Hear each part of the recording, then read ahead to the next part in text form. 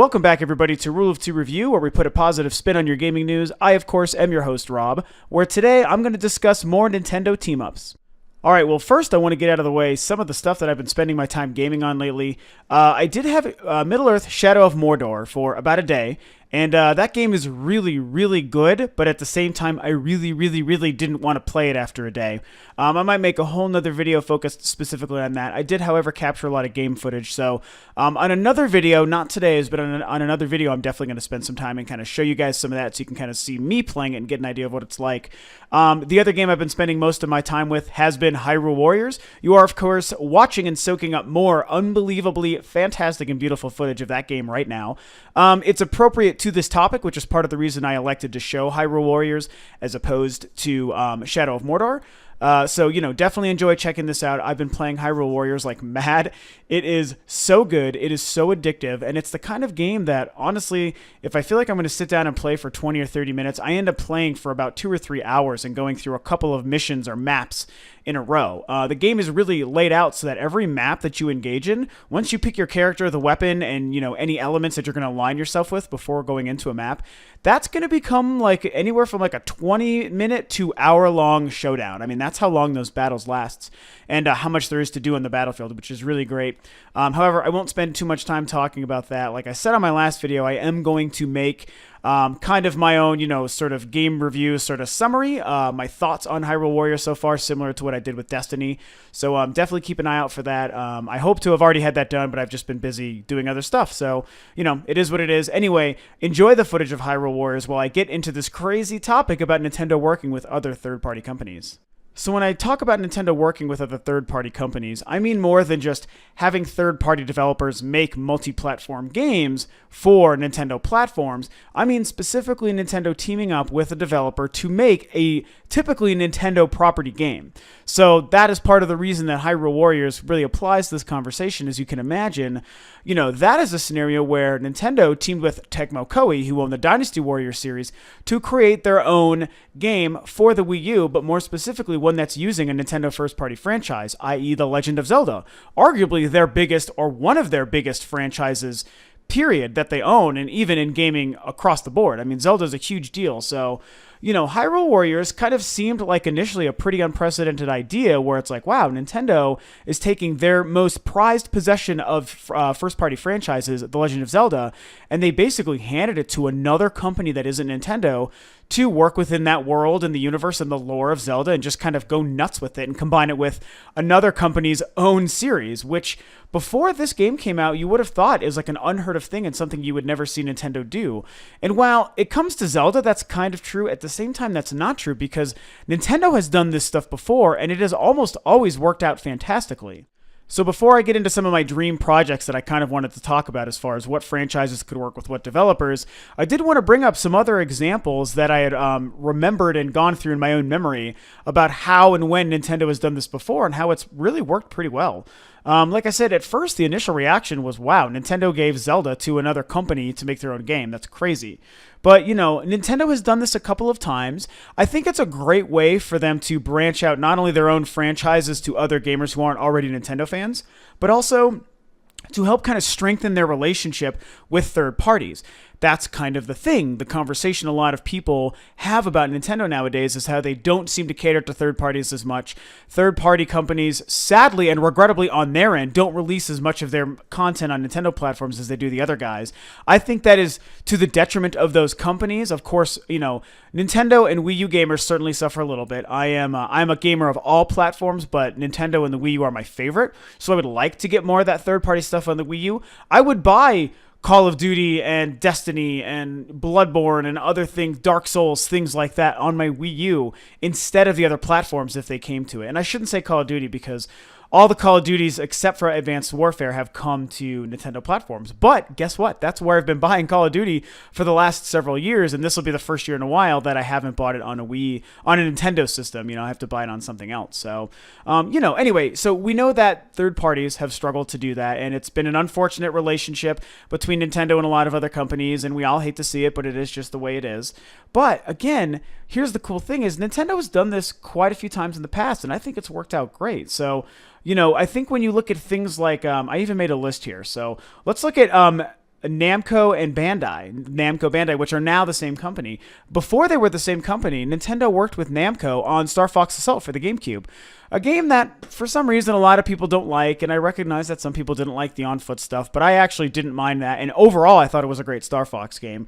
Still a pretty high-profile undertaking at the time, 2004, I think, and that worked wonderfully, and it was great to see Nintendo and another company, Namco, who at the time, again, was their own entity, working together to work on a first-party Star Fox or a Nintendo franchise in Star Fox. And even further adding to that, let us look at this year's huge title for the year, Super Smash Bros., which is being co-developed with Namco Bandai, because they are, again, now a merged company. Namco and Bandai used to be two separate companies, now they are one, and now they have been working with Nintendo on Super Smash Bros., which is crazy, because not only is Super Smash Bros. In and of itself its own Nintendo franchise, it's the fact that it's an amalgamation of all of Nintendo's franchises put together into one, and Namco has gotten to have their hands and their stamp put on every single franchise Nintendo's made, and all these great characters that everybody knows and loves. So that's pretty cool, and the fact that they would trust someone to also work at the Smash Bros. Franchise, pretty big freaking deal. So, really, really cool. Kudos to Namco Bandai.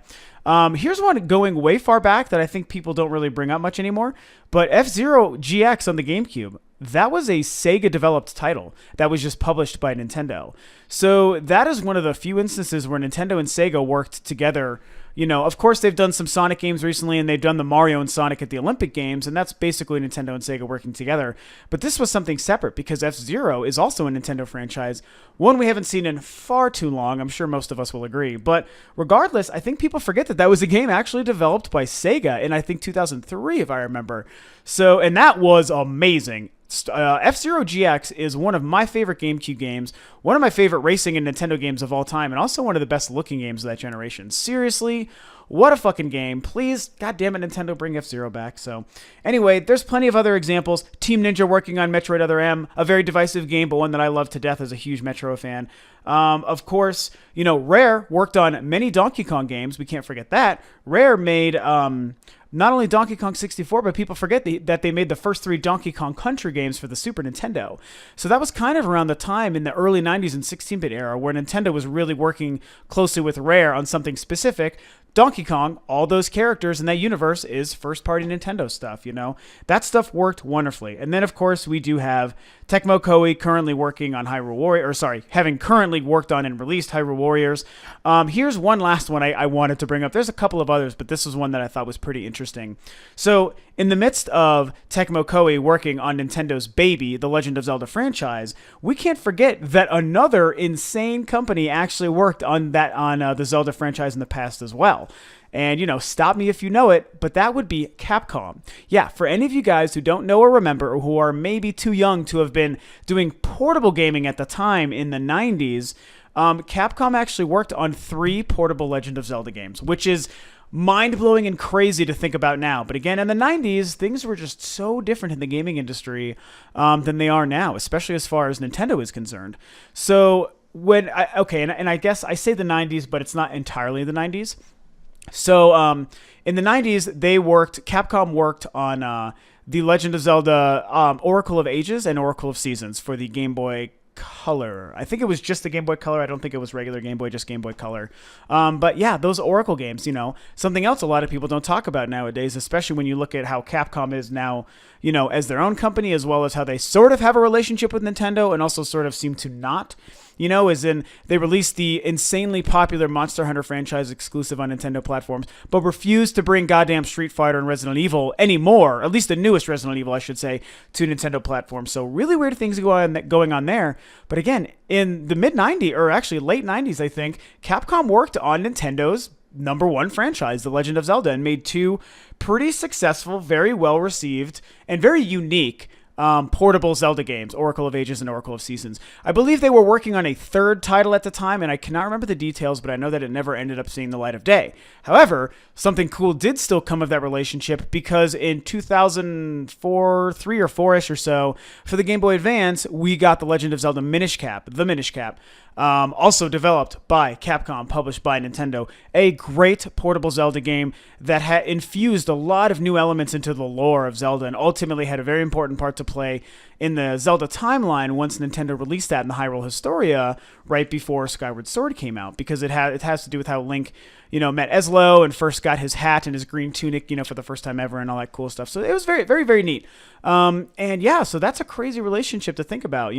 That game. Oh God, probably the hardest or second hardest Zelda game I've ever played, by the way, but it was still great. So Capcom had this great relationship with Nintendo working on Zelda, just like right now Tecmo Koei has gotten to do the same thing with Hyrule Warriors. All these other companies in the past, Team Ninja and Sega, Namco, Rare, they've done great things with first-party Nintendo stuff, and those are all great games. Everything I named is a great game. Some people have mixed opinions on things like Metroid Other M and Star Fox Assault, which I understand, but I think those are all really, really good games.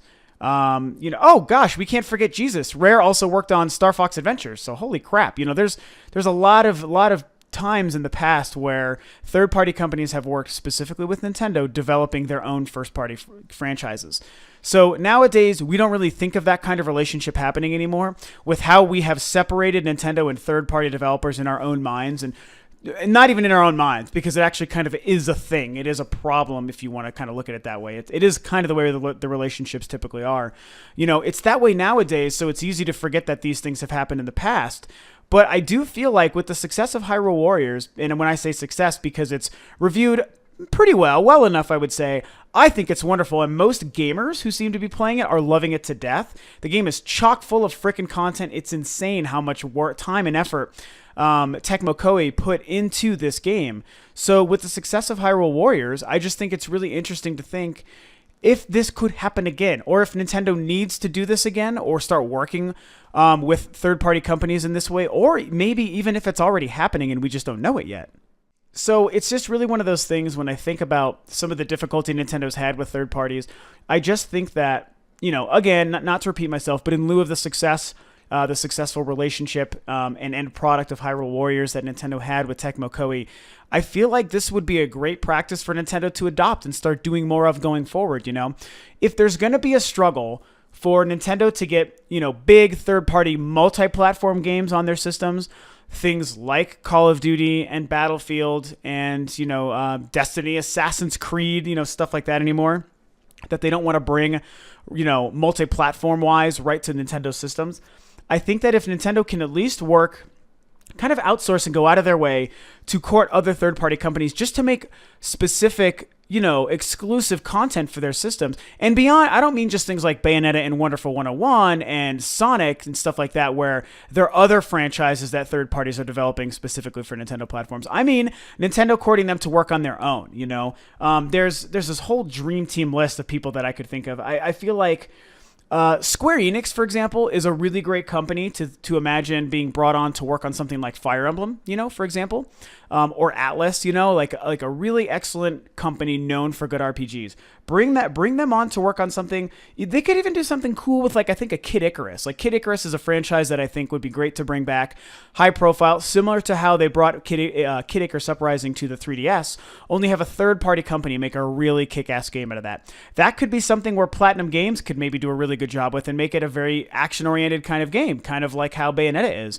And I think that Kid Icarus could certainly be that kind of game. What else? I made all sorts of lists. Square Enix, more stuff with Sega. I know that the recent history with Electronic Arts is kind of fucked right now, and that's way more on EA's fault than Nintendo's fault. EA was very publicly complete douchebags about that, which is sad because I actually don't normally hate EA as much as a lot of folks do. I think they have potential to make really great stuff, and if they could, pull the stick out of their ass and try to work with Nintendo, one of the best developers in the business right now, and work with them, or even Visceral Games, which is a subsidiary, a division of EA. If those companies could work with Nintendo on certain things, like another Metroid game, for example, I think that would be a great combination. Something like EA or Visceral working on a Metroid. Bethesda, I think Bethesda would be a great company to work on some Nintendo stuff. Maybe like Zelda. You got to wonder where else could Zelda go if they were going to make another high-profile console game. I think with Bethesda's ability to make these huge open-world, real feeling kind of fantasy realms like Fallout and the Elder Scrolls, there's a potential there for them to do really cool things there. Donkey Kong, Star Fox, like I said, Fire Emblem, series that could be resurged and brought back in next generation console form. Not only could they be done great just by Nintendo, I mean, don't get me wrong, Nintendo can do all these just fine. Did I say Donkey Kong? I don't know if I said Donkey Kong. If Donkey Kong wanted to come back and not be made by Retro, but, Nintendo could do well by all of these franchises in and of themselves. Obviously, they're the best in the biz for a reason, so they could do the best with their own first-party stuff. But I feel like these also could lend themselves to furthering relationships with third parties the way they've done with things like Metroid Other M and F-Zero and now Hyrule Warriors and things like that, and Star Fox Assault. I keep repeating the same titles over and over again, so forgive me. They're just all really good examples, and it's kind of just a pick and choose. If you were to have one bucket full of Donkey Kong, Kid Icarus, Metroid, Star Fox, Fire Emblem, and then another bucket full of all these other developers like EA, Bethesda, Visceral, Platinum Games, Square Enix, all these other Atlas, things like that, other companies that I think could make really, really great games. If you were to pick one from each bucket and then just put them together, and it's like, wow, look at that. Nintendo's co-developing with all these other studios on more first-party franchises that we already know that we love. I just think that it would infuse a whole different kind of energy and feel into their first-party stuff, but still maintain the typical quality because Nintendo would, of course, be involved, publishing and overseeing. Miyamoto and Nintendo ain't going to let just anyone do anything to their franchises. I don't care what anyone thinks about Other M or Star Fox Assault. Those companies did great jobs with those games and franchises, I think. Even though each one is respectively nowhere near the best within that franchise, they were still good games, and I would welcome more games just like them within those series. That's totally fine. I'm going to leave with this last point. Let's look at something specific that we know is coming up. Let's look at the new Star Fox game that Miyamoto confirmed, quote-unquote, is coming out next year, 2015. And I say quote-unquote because I have a personal theory that game absolutely will not stick to 2015. I sure as hell hope it does, but knowing that Miyamoto is so directly involved as director, this is kind of his pet project, using the gamepad in that perfect way to make Star Fox better, bring the series back just at all because it's been gone for so long.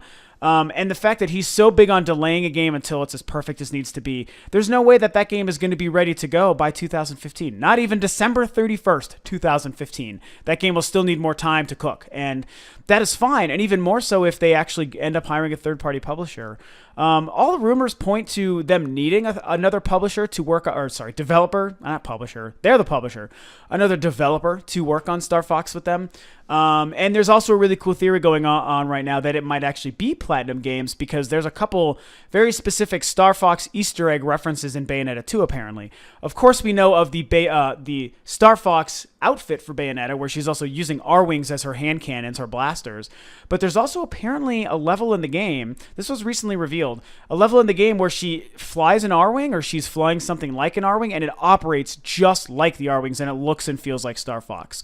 That is the word. I know that there's some video or screenshots out of it. I haven't looked too deeply into it so as not to spoil it, but apparently that happens.